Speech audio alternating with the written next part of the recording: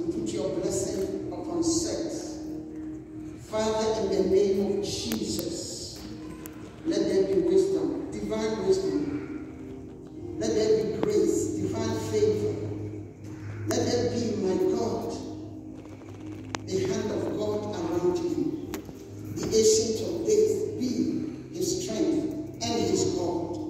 Father, on account of this baby, let there be peace in the home. Let there be peace in the house. Let there be peace in the heart. And let there be peace, my God, in this church. Because, Father, you have raised him up at a time like this. Oh, my God, the restorer, my Lord.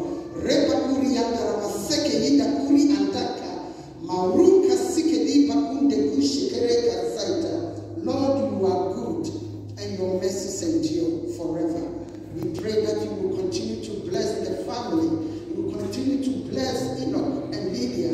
You will continue to give them what it takes, my God. Oh, to take delight in this baby. Isaac, Hayford,